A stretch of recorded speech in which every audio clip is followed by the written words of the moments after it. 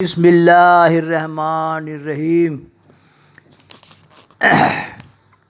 یا رسول اللہ، اس کے باپ کا نام کیا ہوگا؟ آپ نے فرمایا مسعود دباغ۔ دیکھتے ہیں آپ نے فرمایا کہ میری امت میں 355 اولیاء ہر وقت ہیں، اور کس طریقے سے اولیاء اللہ کا آپ صلی اللہ علیہ وسلم کنسلٹ رہتا ہے، اسی لیے اپنا زبان بند رکھنا چاہیے۔ 190 ہجری میں حضرت قسطالی کا آخری وقت آ پہنچا۔ آپ نے حضرت مسعود دباغ اور ان کی اہلیہ کو بلایا اور ایک ٹوپیا اور ایک سیاہ رومال، ایک سیاہ رنگ کے جوتوں کی جوڑی دیتے ہوئے فرمایا، اللہ کی یہ امانت، کیا لکھ رہے ہیں دیکھیے، اولیاء اللہ، جوتا اور ٹوپی، اللہ کی یہ امانت تمہارے سپرد کر رہا ہوں، اسے عبدالعزیز کو دے دینا۔ محترمہ فارہہ کے ہاں پہلی ولادت میں لڑکی پیدا ہوئی اور دوسری ولادت میں حضرت شاہ عبدالعزیز دباغ اس عالم میں تشریف لائے۔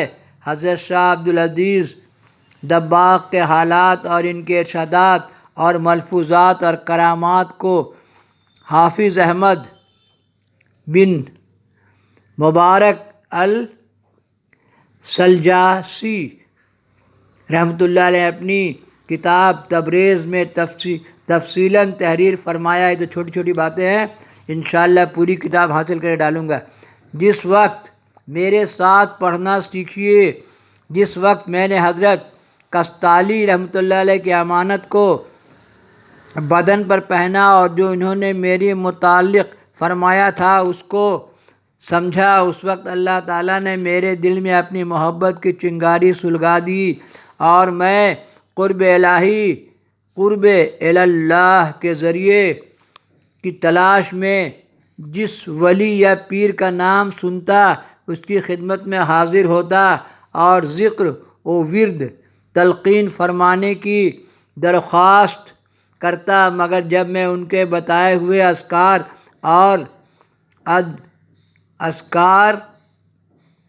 اور اوراد کو پابندی سے کرتا تو مجھے اورادیت اور کیفیت کے حصول کی بجائے گھبراہٹ اور تنگ دلی محسوس ہوتی اور میں مجبور ہو کر انہیں ترک کر دیتا، کسی دوسرے سے رجوع کرتا، تب بھی یہی حالت پیش آتی۔ اس سرگردانی میں 1109 ہجری، آج سے 300 سال پہلے سے لے کر 1121 ہجری تک کا زمانہ گزر گیا۔ میرا معمول تھا کہ جمعہ کی رات سید علی بن حضرہم سید علی بن حضرہم رحمۃ اللہ علیہ کے مزار میں گزارتا۔ جمعہ کی ایک رات میں روضے سے باہر نکلا تو دروازے کے قریب لگے ہوئے بیری کے درخت کے نیچے ایک شخص کو بیٹھا دیکھا۔ اس شخص نے مجھ کو مخاطب کیا اور دوران گفتگو میری دل کی باتوں کا انکشاف کرنے لگا۔ مجھے یقین ہو گیا کہ یہ اولیاء اللہ میں سے ہیں۔ دیکھیے، نگاہ ولی میں وہ تاثیر دیکھی، بدلتی ہزاروں کی تقدیر دیکھی۔ چنانچہ میں نے ان سے بیعت اور ذکر و فکر کی اجازت کی درخواست کی۔ انہوں نے گفتگو کا رخ موڑ دیا اور دوسری باتوں کے ذریعے مجھے ٹالنے لگے، لیکن میں مسلسل اصرار اور ان کی بے اعتنائی میں صبح نمودار ہونے لگی۔ اس وقت انہوں نے فرمایا کہ جب تک تم یہ وعدہ نہیں کرتے کہ تم میرے بتائے ہوئے وظیفہ کو ترک نہیں کرو گے، میں تم کو وظیفہ نہیں بتاؤں گا۔ میں نے وعدہ کیا تو انہوں نے مجھے ایک عجیب وظیفہ 7000 مرتبہ روزانہ پڑھنے کو بتایا۔ وہ یہ ہے، ترجمہ: الہی سیدنا محمد صلی اللہ علیہ وسلم کے جاہ کا واسطہ، دیکھیے ان کے جاہ و جلال کا واسطہ، مجھے سیدنا محمد صلی اللہ علیہ وسلم کی لقا آخرت سے پہلے دنیا میں نصیب فرما۔ سوچئے، آپ سب کا وسیلہ دعا، یا اللہ لقے آخرت سے پہلے دنیا میں نصیب فرما، میرے ساتھ پڑھنا سیکھیے۔ ابھی ہم بات کر رہے تھے کہ روضے کے منتظم حضرت عمر بن حواری رحمۃ اللہ علیہ آ گئے۔ اجنبی شخص نے انہیں مخاطب کر کے میرے متعلق کہا، یہ وہی شخص ہے اور میں تمہیں تاکید کرتا ہوں۔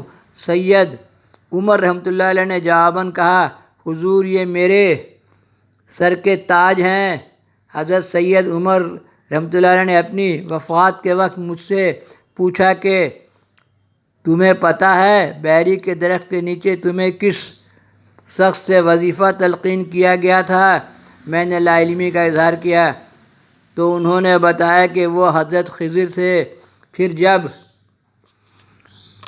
اللہ تعالیٰ نے میری دل کی آنکھیں کھول دی، دیکھیے اولیاء اللہ کے دل کی آنکھیں کھول دی جاتی ہیں، اسی لیے علی اولی اوس غوث نہیں بولنا۔ کبیرہ کھڑا بازار میں سب کی منائے خیر، نہ کاہو سے دوستی اور نہ کاہو سے بیر۔ 30 پارہ قرآن، 5 ٹائم نماز میں دل لگائیے۔ پیسہ ہوگا تو حج و زکوٰۃ ہوگا، صحت ہوگا تو روزہ ہوگا، باقی چکر میں نہیں پڑنا چاہیے۔ یہ اولیاء اللہ، یہ جماعت، یہ گروپ، یہ فرقہ ایک دم الگ ہے۔ سب کوئی بیماری نہیں ہوتا، ہم لوگ 7 بھائی میں یہ بیماری مجھے ہی پکڑا اور باقی 6 اپنا الگ الگ کام میں لگے۔ اس لیے ان سب چکر میں پڑھ کے علی اولی اوس غوث بول کے اپنا نصیب خراب مت کیجیے۔ اللہ نے الگ الگ کام کے لیے الگ الگ آدمی کو پیدا کیا ہے، میرے کسی بندے کو حقیر مت جان۔ اس لیے قرآن کے مطابق حقیر نہیں سمجھتے ہوئے اپنے کام میں لگے رہیے۔